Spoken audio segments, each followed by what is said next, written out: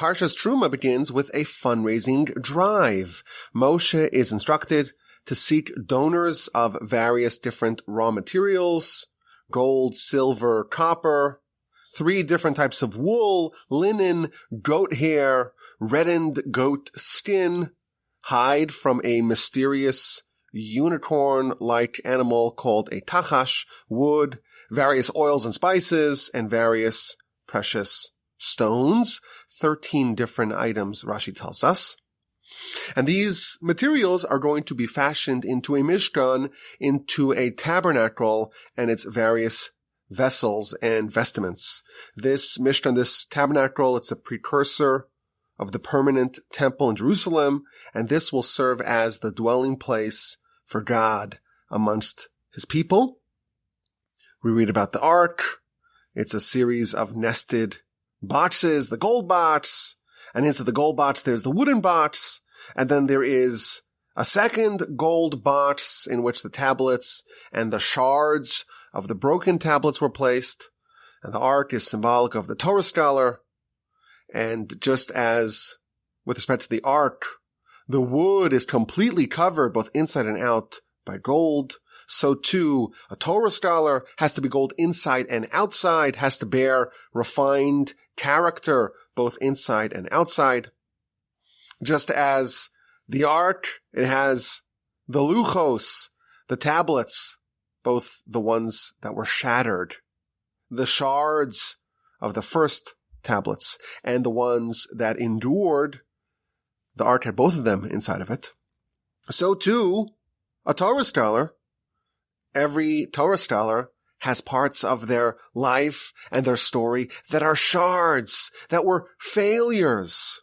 And that too gets placed in the ark. That too is part of the ultimate legacy.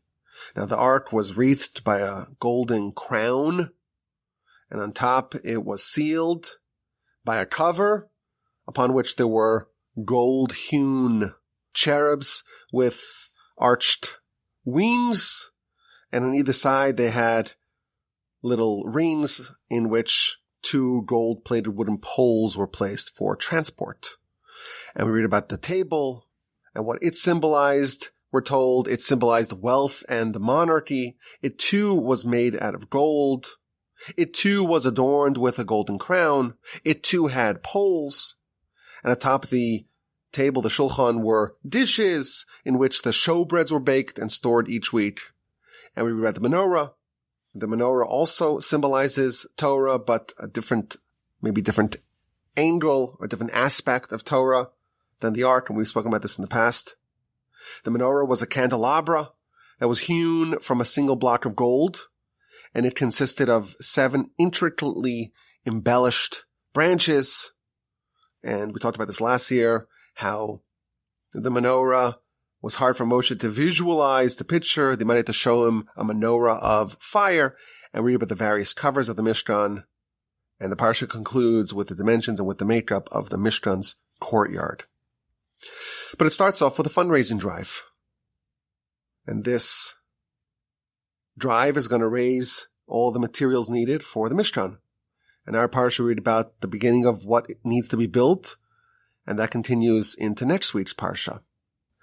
But now I want to focus on one particular aspect of what was raised in the drive, in the fundraising drive at the beginning of our Parsha.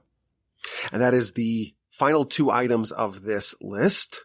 Avnei Shoham, the Shoham stones, ve'avnei Miluim, and the Miluim stones, la-Ephod ve'la-Choshen, for the Ephod, which is the apron-like garment of the high priest, and the Choshen, that is the breastplate of the high priest. There are 2 types of stones that need to be raised from the nation. One is called Shoham stones, and one is called Miluim stones. And the Shoham stones are for the Ephod, that's the apron-like garment that has those 2 suspenders that go up to the shoulders, and on each shoulder there is a Shoham stone. And 6 of the names of the sons of Jacob, of the tribes, are on one side, are etched into one side, and the other 6 are etched onto the stone on the other side. That's the Shoham stones. And then there are the 12 Miluim stones that go into the Choshen, into the breastplate upon the chest of the Kohen Gadol, on the chest of the high priest. On those stones as well, we have etched the names of the tribes of the Jewish people. 12 stones, one for every son of Jacob. In addition, the Talmud tells us the words Abraham, Isaac, Jacob, Shiftei Yeshurun, the tribes of Yeshurun, they too were etched upon the stones in the Choshen, the Miluim stones on the breastplate of the high priest. Now, these stones have some interesting stories associated with them. For one, we're told that the Nesiim, the princes of the Jewish people, they were the ones who contributed to these stones. Now, when that is told in the Torah, the word for the princes, the Nesiim, is spelled missing a letter. And Rashi tells us that they're being punished, they're being criticized because they tarried in contributing. Why? Because the princes were overseeing the fundraising drive. And they thought that the nation wouldn't be able to donate all these incredible and expensive materials needed for the Mishkan. And they said, whatever is not covered by the populace, by the general populace, we'll cover. We'll cover the rest. But the people, the nation, overwhelmed the fundraising drive. I wonder what that was like. And there had to be a call that was issued throughout the camp to halt donations. And all that was left were these stones. No one brought these stones, the 12 Miluim stones, and the 2 Shoham stones. And the princes, they brought these stones. But because they tarried, they delayed, they dithered, and did not contribute right away, they are slightly criticized by the Torah, and a letter is deducted from their name. Now, where did these princes get these stones from? You imagine that not everyone had these precious stones in the desert. Gold, we know that they cleaned house in Egypt. Gold and silver, various other materials. Rashi tells us also that the wood was brought down by Jacob when he came to Egypt, and it was planted there, and when they left, they took it with them. But where did they get the stones from? So the Talmud tells us, the book of Yoma on page 75a, it quotes a verse, 36:3, that describes the various contributions to the tabernacle. And it uses terminology that seems to evoke the manna. And the Talmud tells us that included with the manna that came every day were other things. And part of the other things that came with the manna were these stones, these precious stones.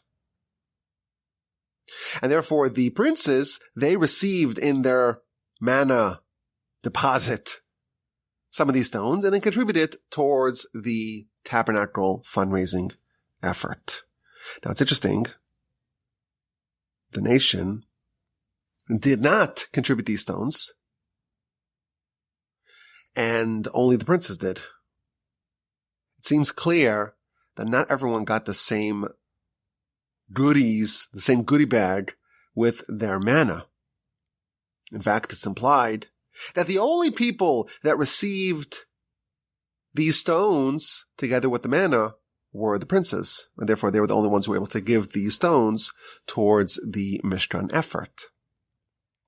There was a very nice piece, just as a quick aside, in the Ar Gedaliahu, where he talks about how the princes really wanted to bring these stones, and only they who truly desired to contribute these stones to the tabernacle fundraising efforts, only they were granted these stones with their manna. And therefore only the princes who so wholeheartedly desired to bring these stones, only they merited to have them come with their manna packages in the morning, which is, I think, a nice idea. That may be portable to other areas of life, that the Almighty will deposit to you the things that you truly, truly desire to give back to him. Very interesting. That's another important element of these stones. And finally, is a very dramatic story in the Talmud. We've mentioned this in the past many years ago, but it's one of those very memorable stories. So you may recall it, even though it was quite a while back. The Talmud is talking about something completely unrelated. It's talking about the requirements to honor your parents. Of course, that's one of the 10 commandments, to honor your parents. And the Talmud is talking about how far do you have to go? What are the limits to which you must go to honor your parents? And it brings a story about an idolater who lived in the city of Ashkelon, whose name was Dama ben Asina. He was a gem dealer. And he had a stone that the sages needed. It was one of the stones of the Ephod. It was one of the Avnei Shoham. And his profit from this transaction was slated to be either 600,000 gold coins or 800,000 gold coins, different opinions in the Talmud. And when they came to visit him, the key to the safe in which he kept all the stones was underneath the pillow of his dad. And he was sleeping, and he didn't want to wake his father up. And they went elsewhere and they got the stone from another source, but he was willing to forfeit that much profit to not arouse, to not wake up his father, who was slumbering. And this is how far you have to go, says the Talmud, to honor your parents. And the aftermath of the story is also told. The next year, Dama ben Asina discovered something very unusual amongst his livestock. One of his cows bore a red heifer. Now, a red heifer, of course, is a very valuable, precious commodity because it is a critical ingredient in the potion, in the concoction that can purify someone who became impure. So those same sages representing the nation came to visit him.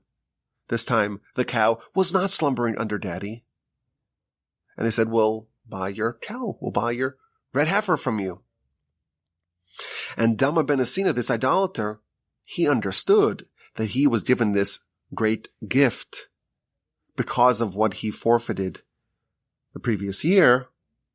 And he says, I know I could ask for any sum in the world, and you will pay it to me in exchange for my red heifer, but all I want is what I lost on last year's deal.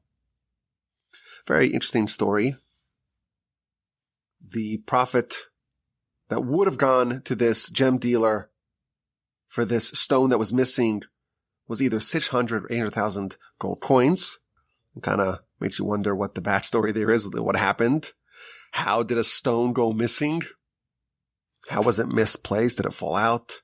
What exactly are the circumstances that led to a stone, one of these very important precious stones, to be missing?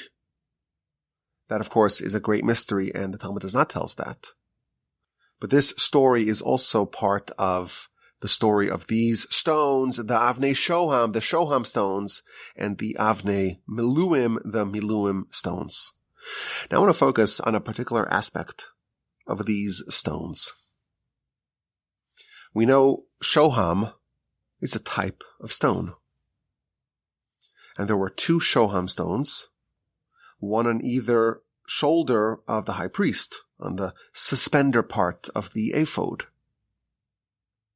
Now both Shoham stones were the same, but the truth is there were 3 Shoham stones, because there were the 2 Shoham stones on the shoulders of the high priest, and then there were 12 Miluim stones, and each one of them was different.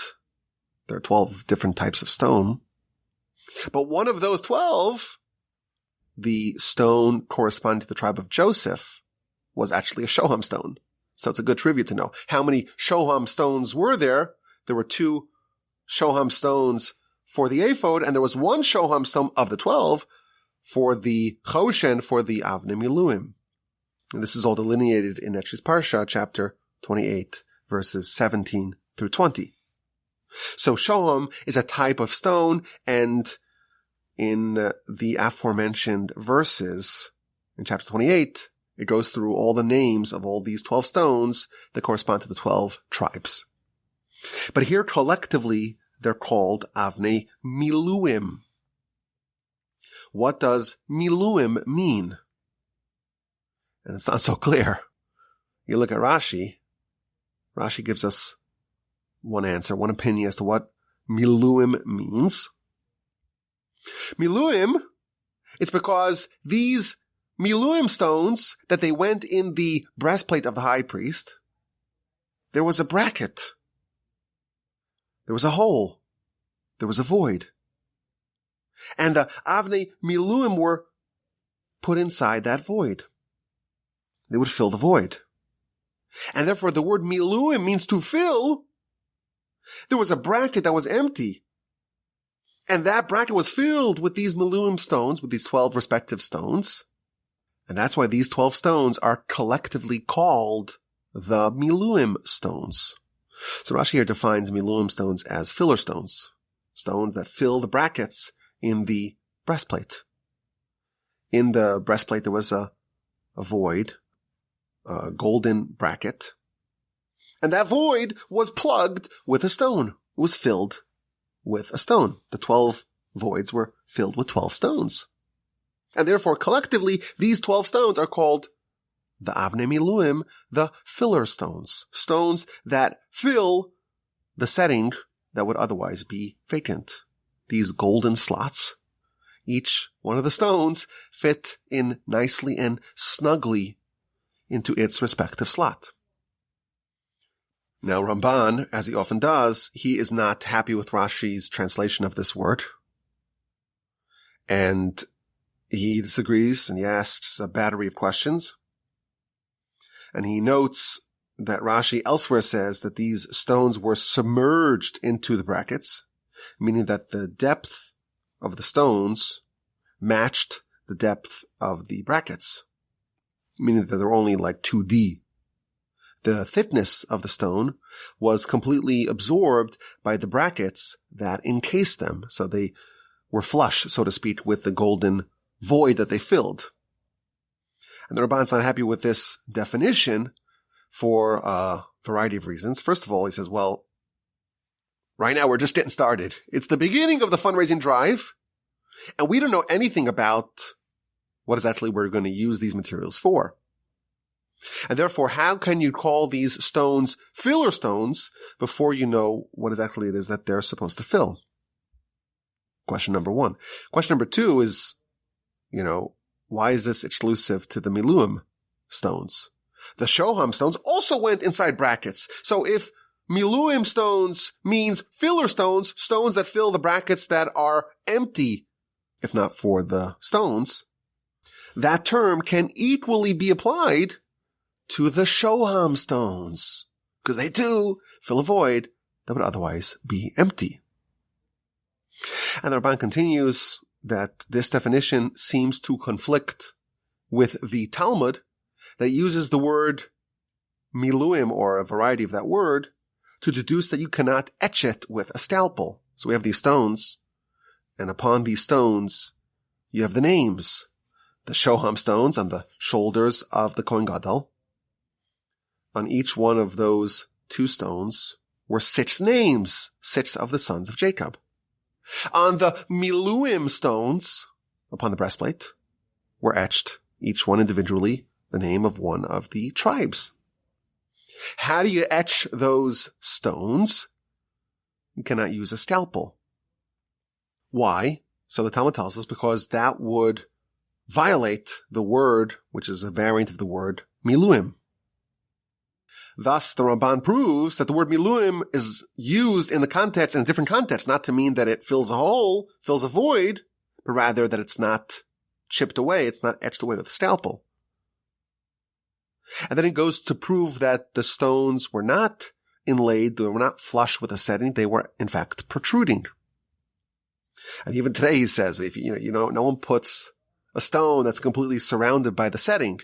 The stone is always protruding from the setting because you want to show off the beauty so it can be appreciated. So he doesn't like Rashi's interpretation of what Miluim means. That Rashi says it's filler stones. Instead, he offers a different interpretation. The word malay means complete or full. And the definition of these Miluim stones is that they must be full. They must be complete.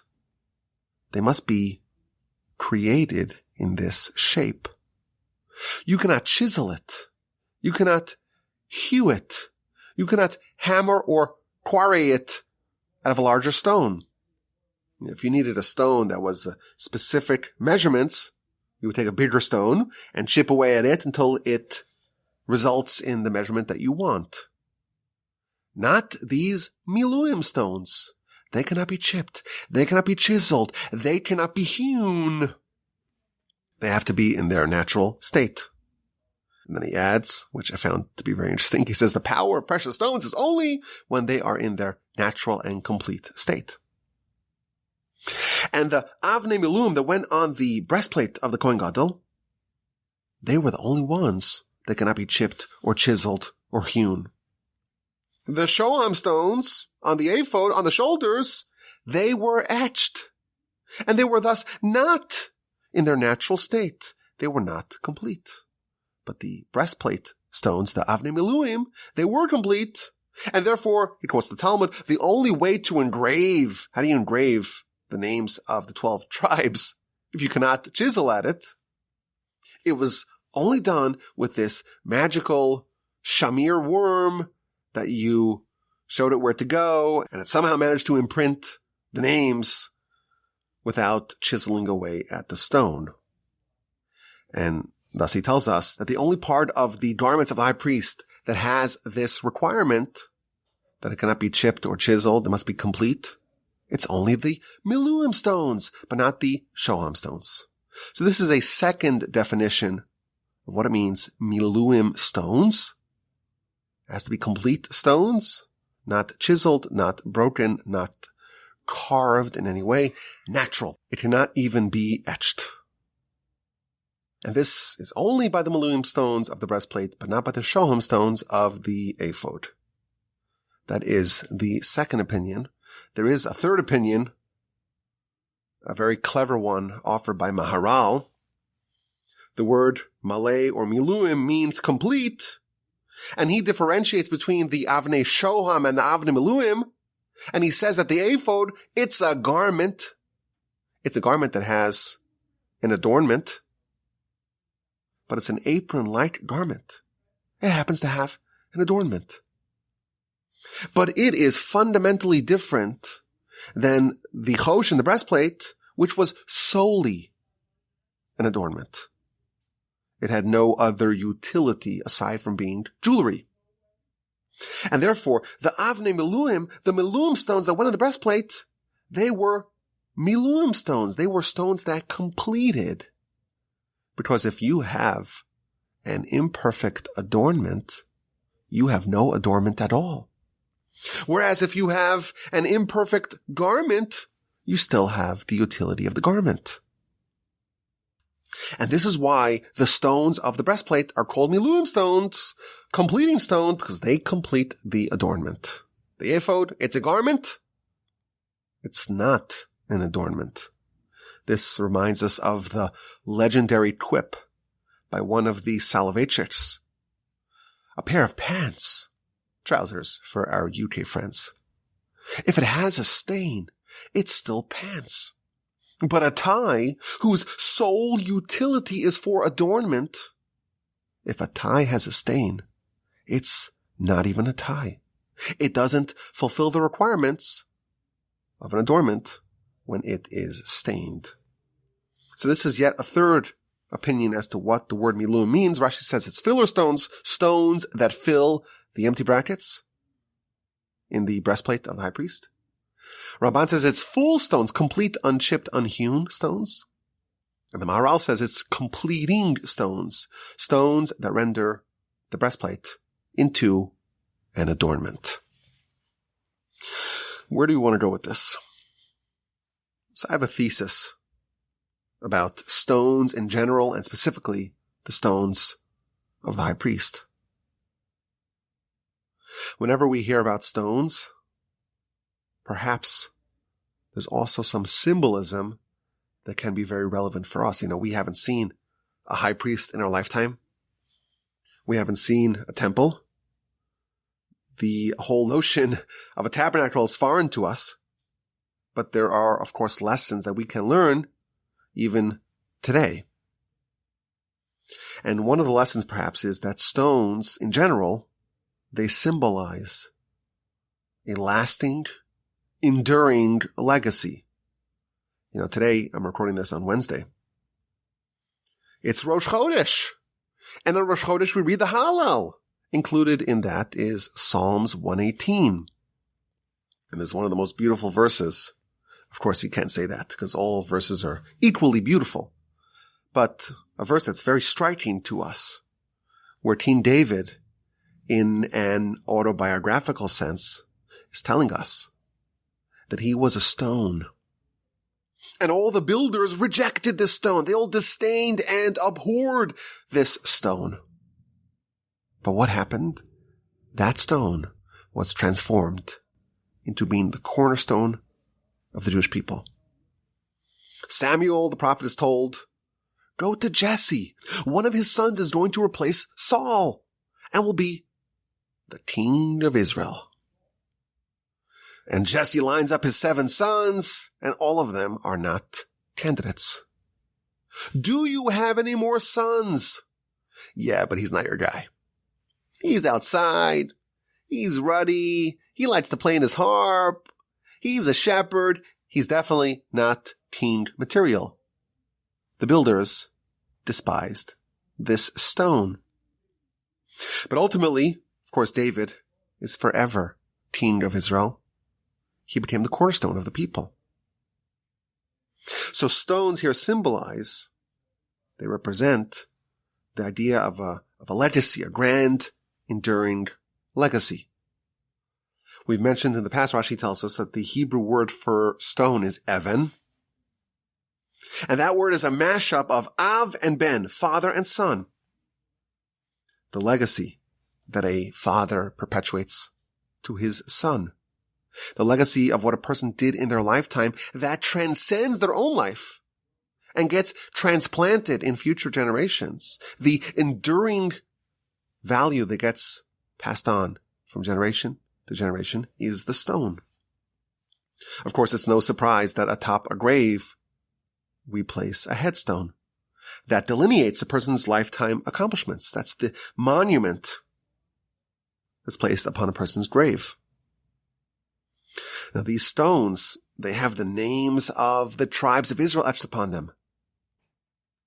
These stones represent these 12 luminaries, the sons of Jacob and the founders of the tribes of the Jewish people. And these stones symbolize the great legacy that they created, that they built.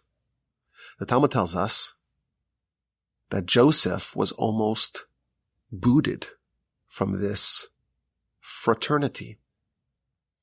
When his master's wife, Mrs. Potiphar, as we like to call her here on the Parsha Podcast, courtesy, of course, of my friend Ezzy, who came up with that terminology, Joseph was about to capitulate. His master's wife, Mrs. Potiphar, was seducing him day after day. And he had reached a breaking point. And he was about to yield. He was about to succumb. And the Talmud, the book of Sotah, page 36b, tells us that he saw the visage of his father in the window. And Jacob, the hologram of Jacob, told Joseph, you should know you're now alone in Egypt, but your behavior and your choices are going to reverberate for eternity. In the future, this family is going to become a great nation. And we're going to have high priests. And the high priests are going to wear special garments that have stones on them. And upon the stones, right now, are destined to be the names of you and your brothers. If you go ahead with what you're about to do, your name will never be on those stones. Instead, you'll be the patron of harlots. Had Joseph gone ahead with that sin, he would have forever been ineligible for his name to be etched into the stone of the ephod. And therefore this visage of his father was warning him. You are on the cusp of losing your spiritual standing, imperiling your legacy, and that is going to be manifested by you not being present in this stone, your name not being etched in the stone. Of course, Joseph resisted, and thus he maintained his eligibility for indeed having his name etched in said stones, in the Avnei Shoham and Miluim. But in general, this is what stones represent. They're monuments, they're testaments to the giants whose names are etched in them. So perhaps we can say, even though we've never seen these stones, and maybe we don't even know what they are, the 12 Miluim stones, but maybe what we are told about them is not just academic. Maybe these stones and what we know about them, maybe they can contain lessons for us. All of us are trying to build our own legacy. We're trying to etch our own name in stone, so to speak. Maybe these stones and everything we know about them, maybe they can provide some insight for us on how we too can etch our own legacy into stone. How we too can fulfill the mission that we were sent here to do. We're going to offer some lessons. It seems to me that perhaps there are more lessons that can be learned. But let's begin. Let's start with Rashi. Miluim stones, filler stones. You have a hole. You have a slot. There is a bracket that has 12 voids, 12 gaps that are empty. Fill them up with stones. And thus, if we're talking about these 12 stones, the best way to describe them, Rashi tells us, is Miluim stones, filler stones. Now, isn't that odd? These stones were very precious. They were very valuable. They were very expensive. The Torah finds the need to dedicate 4 verses to talk about the various names of these stones. These aren't lorem ipsum stones to just fill up something. They were very valuable, very expensive. Yet the Torah collectively, according to Rashi at least, calls them Avnei Miluim, filler stones. The fact that they fill the gold settings in the Choshen, in the breastplate. Why would the Torah refer to these incredibly valuable, precious, expensive stones by this title? Oh, they fill the void. We don't want to have an empty void. We don't have a slot that's not filled. Okay, let's fill it with something. You know, filler stone sounds like those little popcorn foam things that you would put with fragile cargo so it shouldn't get broken. That's not what these things are. Multi-million-dollar gems. Hope diamond. Exquisite, expensive, valuable, precious, cherished. That's not what it's called. It's called filler stones. And that, of course, is a bit of a head scratcher. But maybe there's a powerful lesson. And I heard this idea many years ago. This idea is attributed to Rabbi Birnbaum, who was the head, the Rosh Yeshiva of the famed Mir Yeshiva, not the one in Jerusalem, but the one in New York, in Brooklyn. He said that there's a valuable lesson here. The most notable, the most glorious aspect of a job is the job that needs to get done, is the void that needs to be filled. It's the gap that needs to be plugged. These stones were dazzling, were expensive, were brilliant and shiny. And of course, that's important. But even more important than that is the fact that they filled the empty slots in the Choshen, in the breastplates, brackets. They did what needed to get done.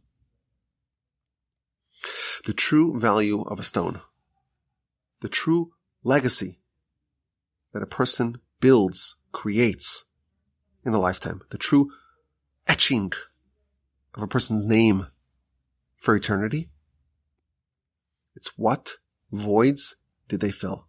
What needs did they remedy?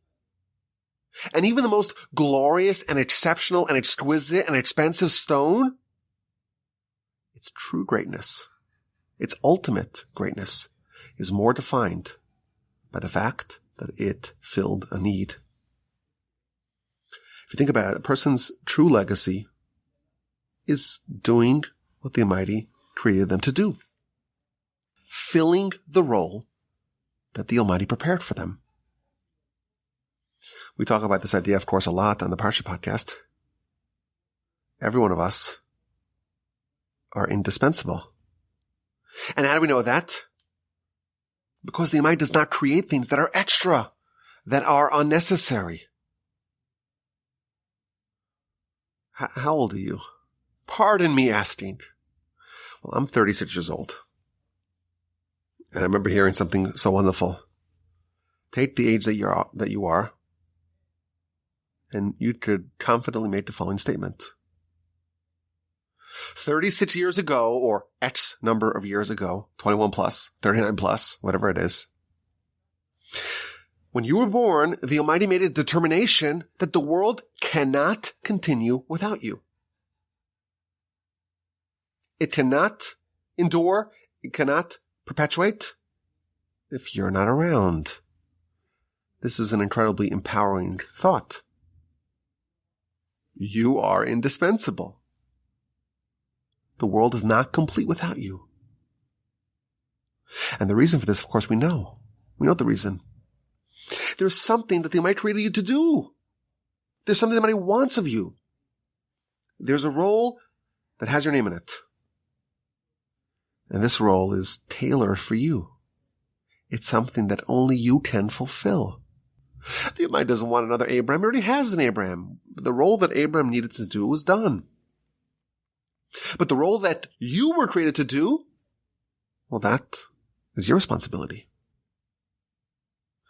And the greatest praise that a person can be praised with is that they fulfilled the role that the Almighty prepared for them. Filling the role that was set for you, that is the greatest legacy that a person can have. Of course, we tend to gravitate to the more glamorous fields, roles, jobs, etc. Those stones and how shiny and sparkly they are, that gets all the attention. But here we see a lesson. What matters even more than that? What matters even more than the stone is the filling of the role. And the most consequential thing that you can do, the way to etch your legacy in stone, is by filling the void that was prepared specifically for you to fill. Rambam tells us, we've mentioned this in the past, but you have to repeat this maybe every day. Every single person in the world can be as great as Moshe. And the reason for this is because we're judged in relative terms. Moshe had an enormous responsibility. Your mission? Extract the Jews from Egypt. Ascend to heaven and get the Torah. But spend 40 days and 40 nights without eating or drinking. Be in constant communication with the Almighty. Obviously, this is just a shortened version of what Moshe had to do. But this is a mission that we cannot even dream of trying to do. Moshe had a mission. We also have a mission. How is a person judged? Did you fill the role? Did you do it with the same amount of perfection, devotion, commitment that Moshe did? If the answer is yes, even though your stone is not as sparkly and your void they need to fill is not as big, and of course his role is greater than anyone else in history, Maybe Messiah will have a bigger role because what Moshe did to just the Jews, Messiah has to do to the whole world. But if you executed your responsibility the same way Moshe did his, in a certain sense, on a certain level, in a certain dimension, in the sense that really matters the most, you are like him.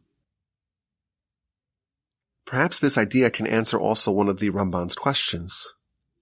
The Ramban says, wait, if Miluim means filler stones, well, that could equally be applied to the Shoham stones. They too filled up the brackets. Perhaps, according to Rashi, the Shoham stones should also be called Miluim stones. Maybe this is the answer. On the 2 Shoham stones were 6 names apiece. The Shoham stones don't represent every individual's responsibility. It represents the nation as a whole. Both stones were the same on either side. A Shoham stone on the right and on the left shoulder, respectively. But the Miluim stones were all a different color, a different type of stone.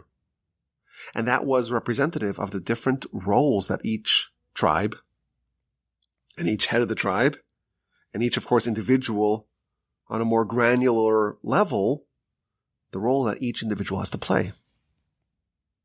And with regards to your unique contribution and the unique mission that you were set out to accomplish, the greatest legacy that you can fulfill, that is symbolized by the Miluim stones and by the roles that you get to fill.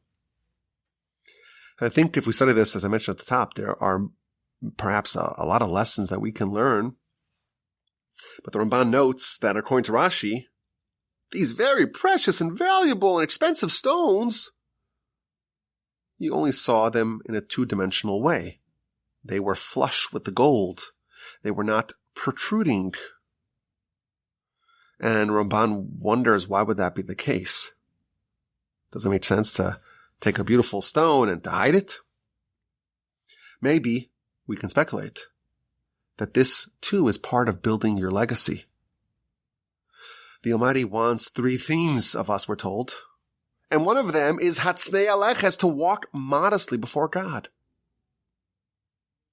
And what that means is that we don't need to publicize our accomplishments. The role that you fulfill, the mission that you undertake, the job, the task that the Almighty gives you and you do dutifully. There's no need to promote that. Fill your role, and you don't have to completely cover it over, of course, but maybe it should be a little bit inlaid, so to speak. It should be a little hidden from others. They don't need to see it. Perhaps it's inappropriate for us to try to seek honor in this world for our accomplishments.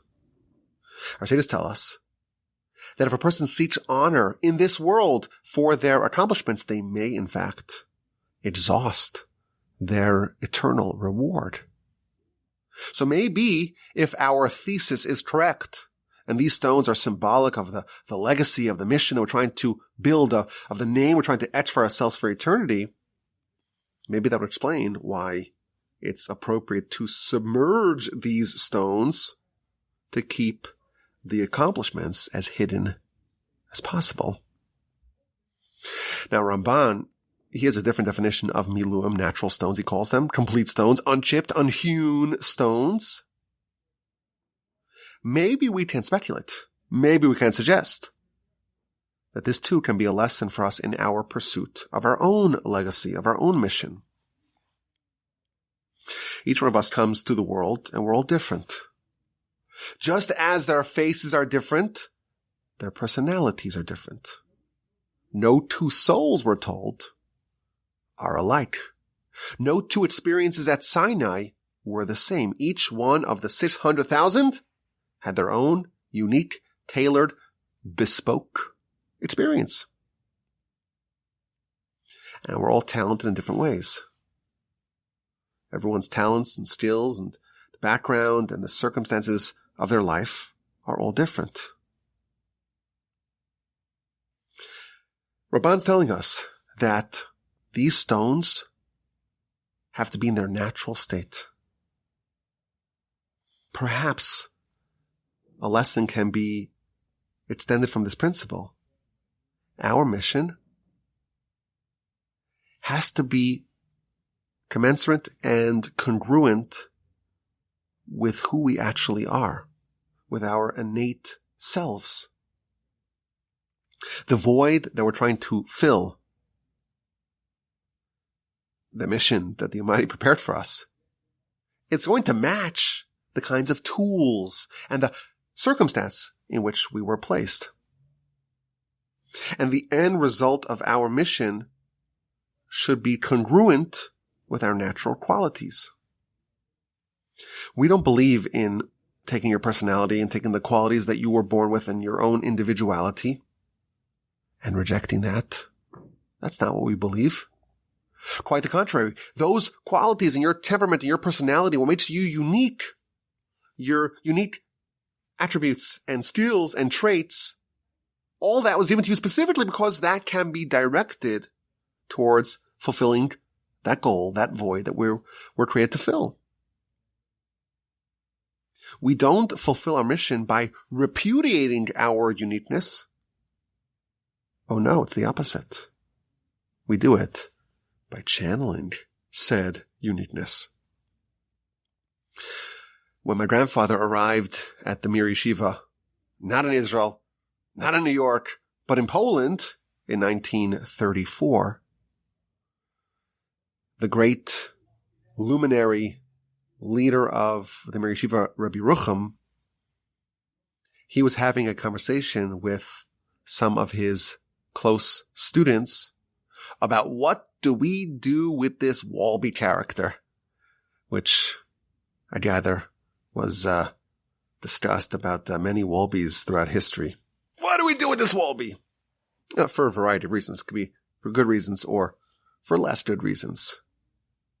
So the students told Rabbi Rucham, there's only one way to take this Walby character and turn him into a great person.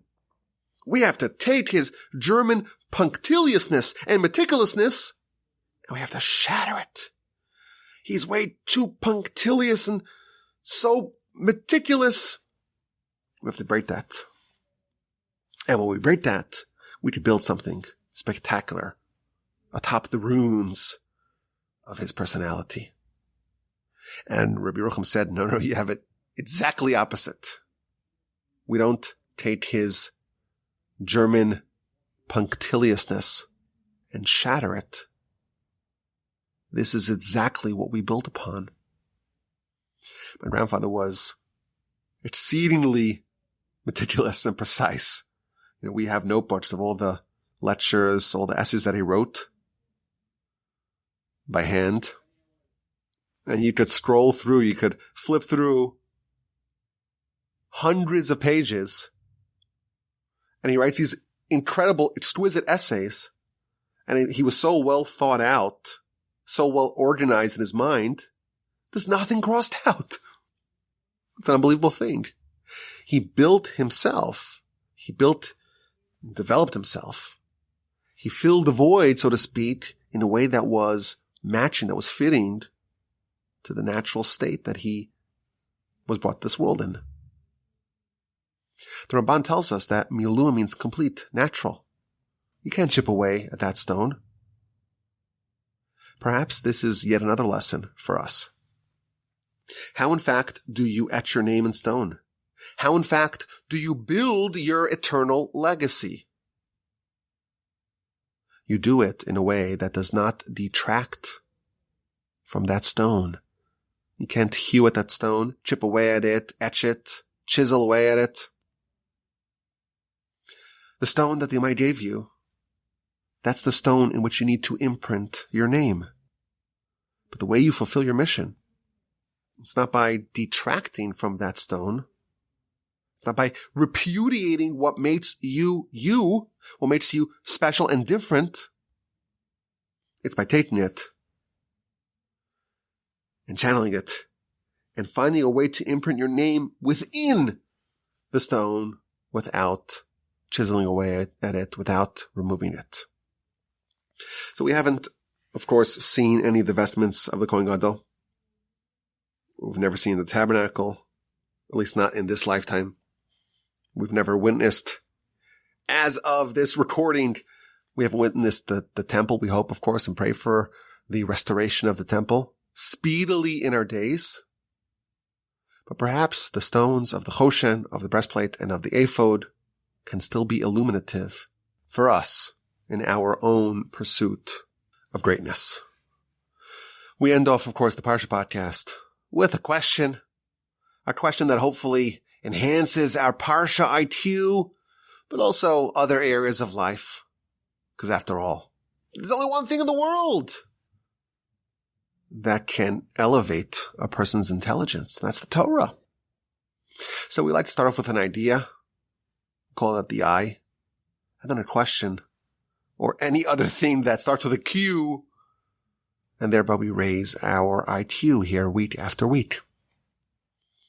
In the second verse of our Parsha, we read about the fundraising drive. It's called Terumah, which is, of course, the name of the Parsha. But if you read verses 2 and 3, you see that the word Terumah appears 3 times. Daber al bnei Yisrael, speak to the children of Israel, v'yikhu li Terumah, and they should take a Terumah. Every person whose heart is inspired, tikhu es Terumah, take my Terumah.